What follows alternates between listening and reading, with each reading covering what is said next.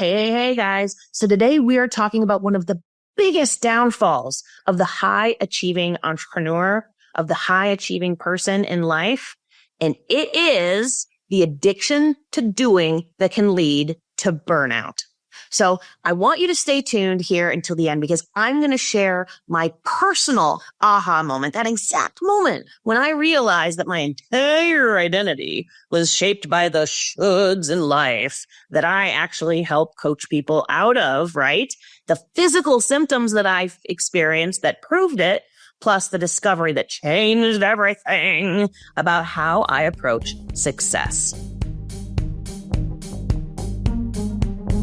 So, as you guys may or may not know, I have my PhD in psychology and over 20 years experience helping entrepreneurs, thousands of entrepreneurs, and people like you to really find authentic success and connection to their aligned path in life, to find that meaning and happiness and joy and satisfaction that feels ooey good, that feels relaxing, safe, and fun, where pleasure and play are at the forefront, right? I'm an expert in trauma and nervous system regulation.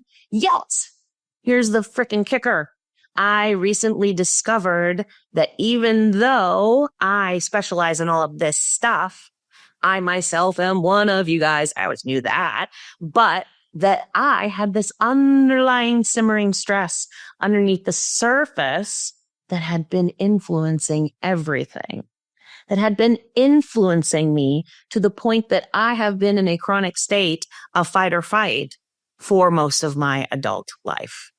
Now, you may recognize yourself in this patterning as well through this achievement addiction, through this addiction to what's the next goal, what's the next accomplishment, what's the next thing, what's the next box I can tick on my to-do list, because we love the dopamine hit of getting things done. We love the dopamine hit of achieving milestones, of smashing those goals, right?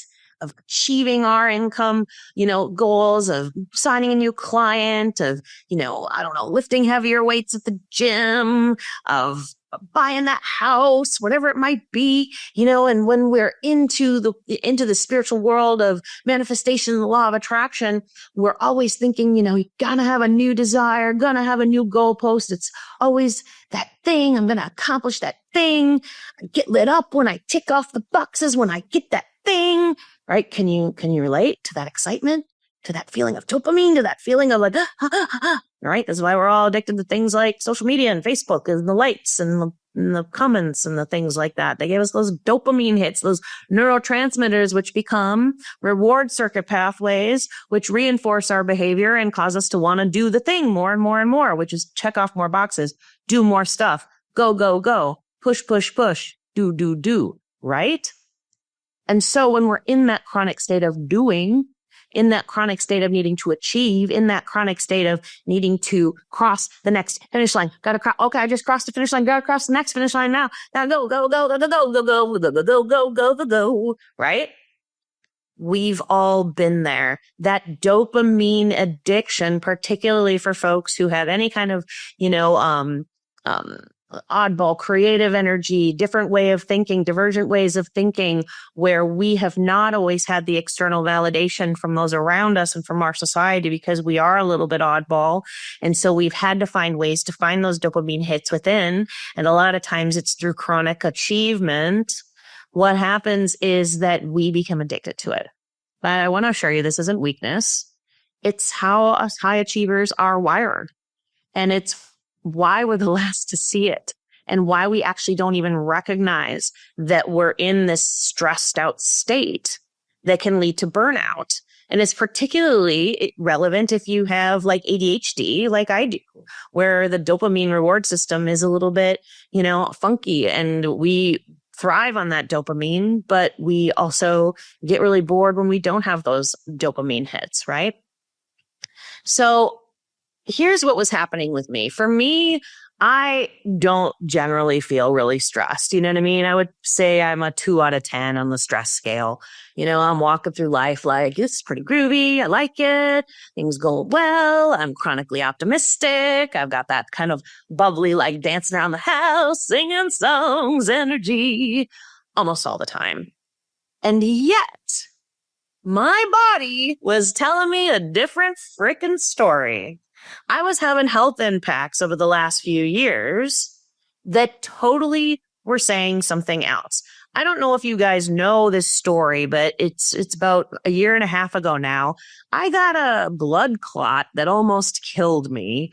I was in Bali, 6 weeks past flying. There was no reason that I should have really gotten this blood clot at this point. Like I hadn't been traveling or sitting or bed, stuck in bed or have a blood clotting factor or anything like that. And I saw a doctor in Bali and the doctor was like, "Oh, it's not a blood clot. It's fine. You can get on the plane in 5 days." And I got on a plane with a blood clot in my leg. Got to Australia and ended up seeing a doctor for something unrelated. And the doctor sent me for an emergency ultrasound, which revealed I actually had about 30 blood clots in my leg. And he's like, "You're lucky to be alive." And my body was screaming at me at this point and just screaming, something's got to give. Something's got to stop. And it took me basically encountering a life or death experience a year and a half ago, mind you, that woke me up to the fact that that the way things were in my life and my business and what was going on around me was unsustainable, right? And like I said, this almost killed me. I had an extremely high stress year. I'd lost my dad. I'd moved countries. I had some insomnia. I'd had some other health stuff. And all of these things came together, but I was a 2 out of 10 stress and I was fine, right? Because I'm a doer and I just move through things and I just keep going and I just keep trucking. Can you relate? Until my body threw on the brakes and it stopped me in my tracks. And guess what happened? Then I started to feel this chronic sense of, if I slow down, I'm not doing enough. If I go slow, well, what happens to my momentum? Am I lazy? Am I not motivated? If I take time off, will I ever be able to switch things back on again? And so what did I do? I did what I normally do. Kept going, kept trucking, kept moving. I also saw this pattern happen to me 20 years ago when I got my PhD.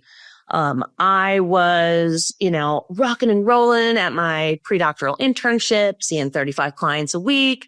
I was working on my dissertation for 2 hours every morning, getting to work at 6 a.m., going to the gym after work every night. I was doing all this stuff. I was succeeding at it. I was rocking and rolling until I got so sick and my autoimmune stuff kicked into high gear, got walking pneumonia, had to take a week off work. All of this stuff happened because my body screamed at me, "Lady, what are you doing? Listen to us," because you're not getting the signal because you are so indoctrinated that you have to keep going and keep doing. And that's what strength is, that you are blind and deaf to what's really going on inside of you.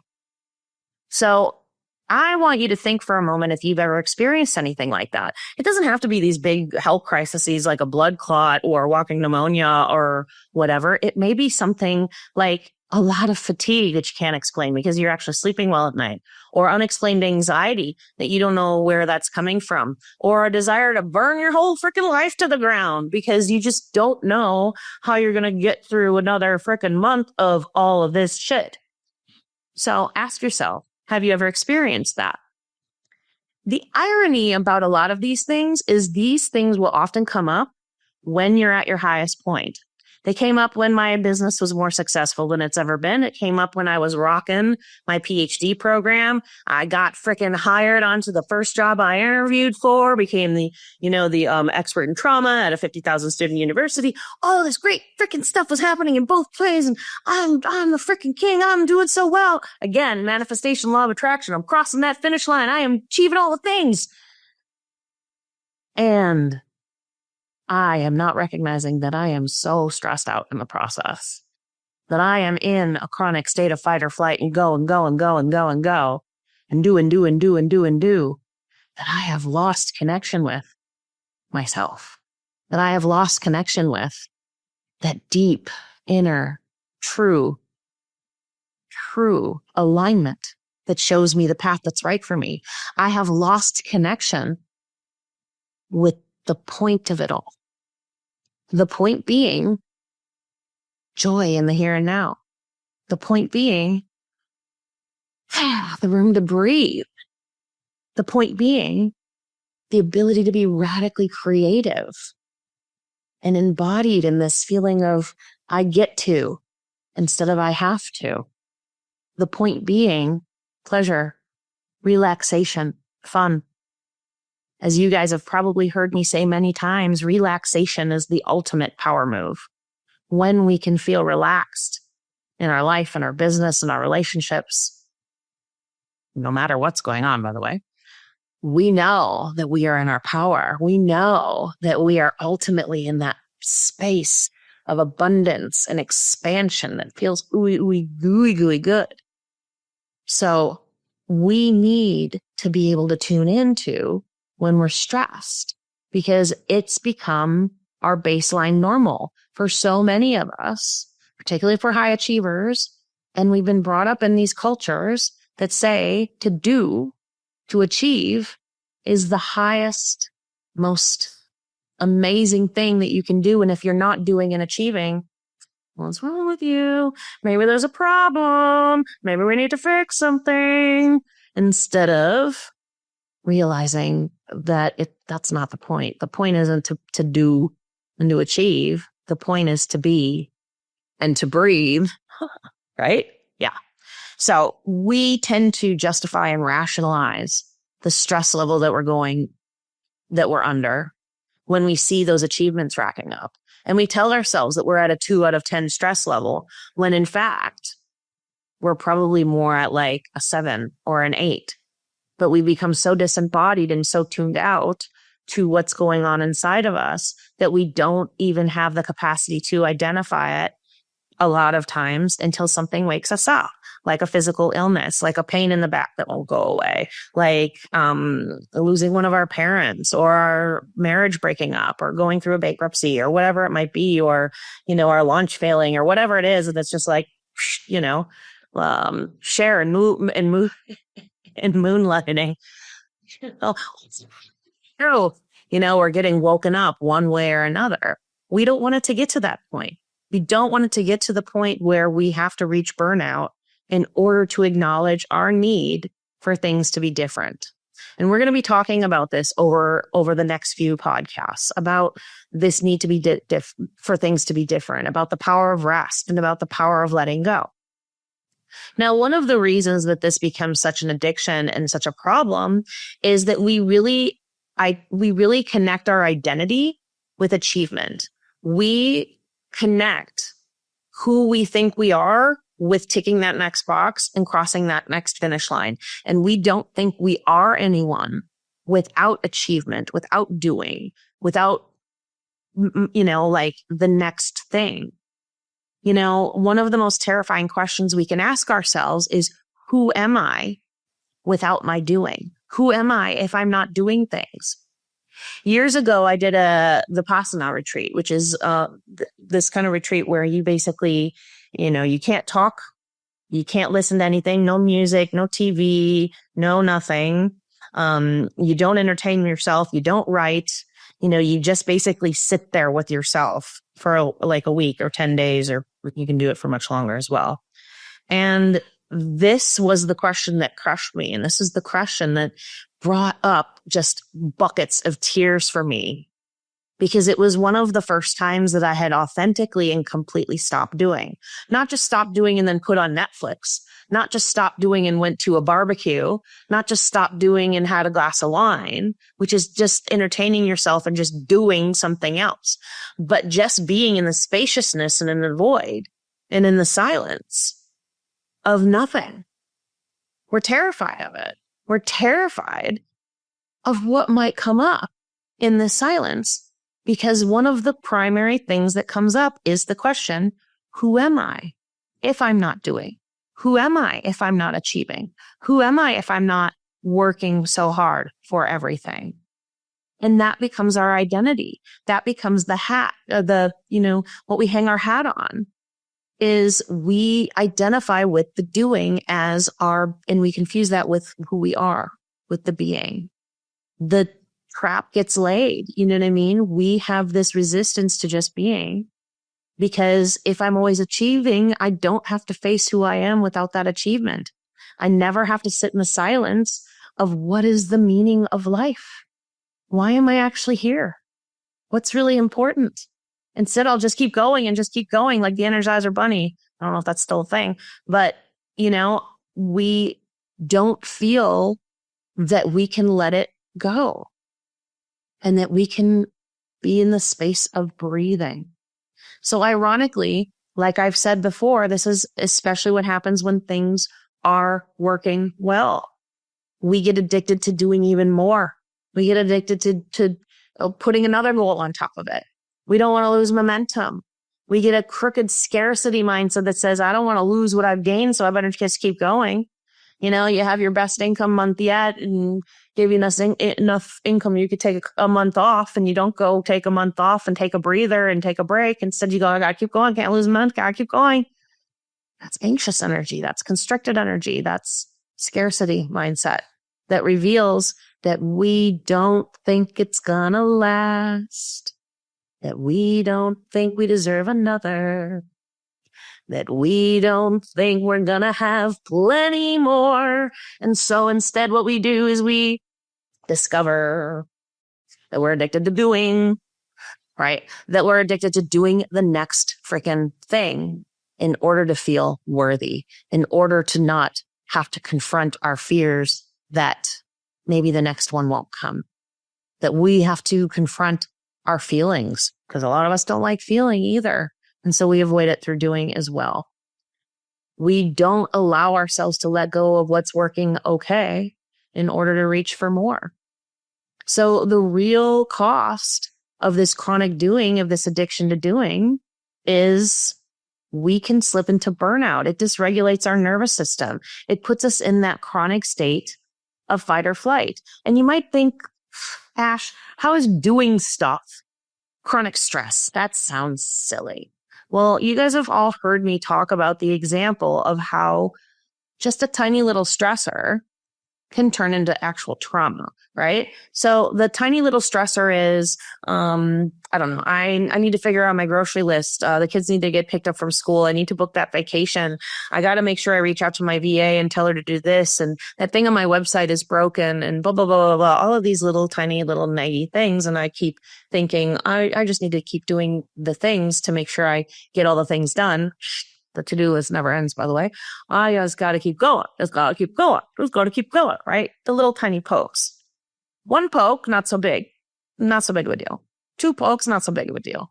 20,000 pokes over and over, week after week, month after month, year after year, that's telling us, do more, do more, do more. Come on, do more, do more. Keep going, keep going. You can feel it. Suddenly, the grocery list turns into 20,000 grocery lists. And we become stressed the F out.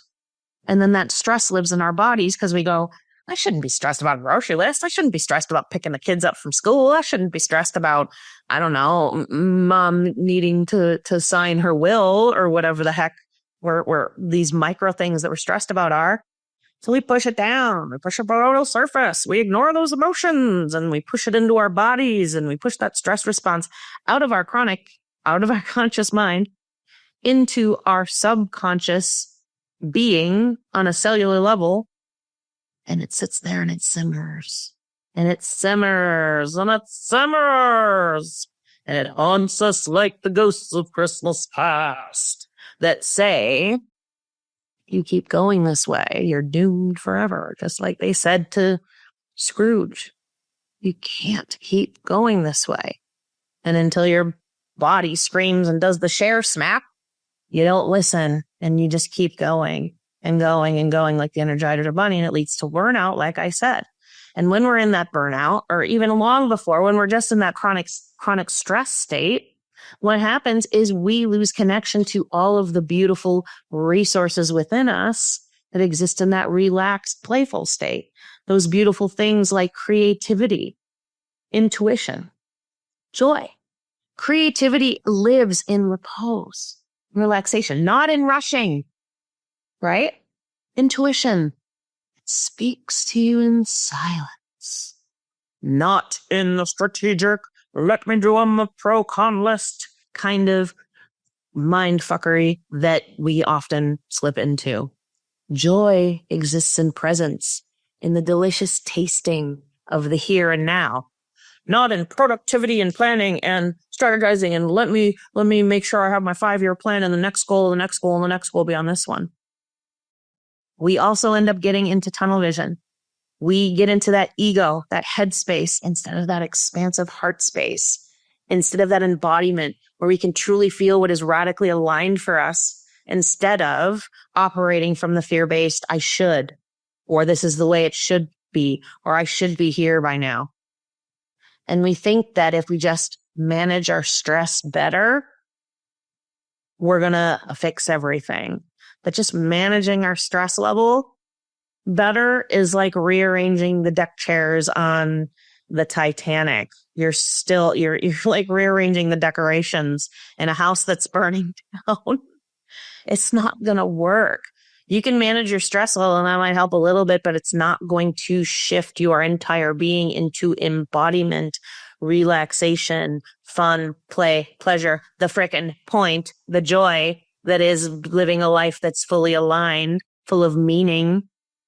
Instead, you end up feeling as though I need to do more, and you berate yourself when you're not. And because the thing is, you're still stressed. You're still out of alignment.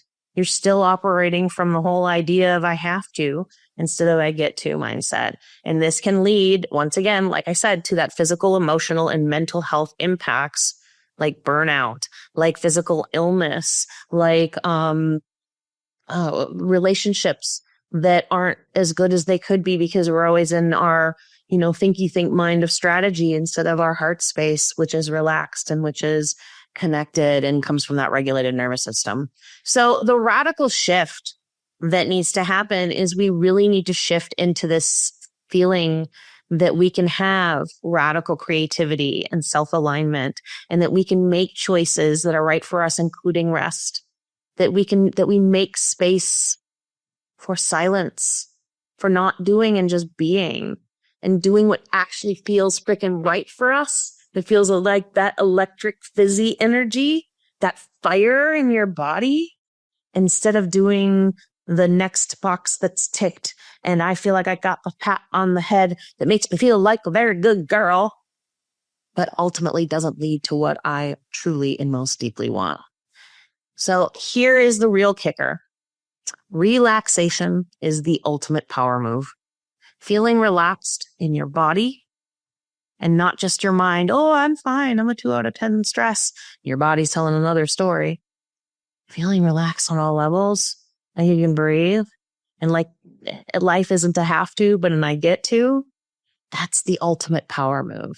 And that's what I want for you. So ways to recognize that maybe you need to shift a little bit are things like feeling bad for resting, guilt when you take a day off, not knowing what to do with yourself if you're not accomplishing things or you're not getting things done, feeling like you have a motor inside of you that always has to do the next thing, feeling like the burden is always on your shoulders, feeling like you have an endless to-do list, or feeling as though the minute you accomplish something, that it's time to move on to the next goal, and never taking the opportunity to savor what's in front of you. So as you know, there's a whole lot that you can do with this pattern. And, I'll be sharing more over the next couple weeks about how to let go of certain things and about rest and about the importance of relaxation and play and fun and experimentation and all of that good stuff, and share some of my own journey and the progress, including a really big, important announcement I have for all of you. And I can't wait to see you there. So really this week, I want to give you an invitation to tune into, if you're doing, why am I doing this? And instead ask yourself, what's my soul calling me to do? Is my soul calling me for a nappy nap? Maybe that's okay. All right. I'll see you next time. Bye.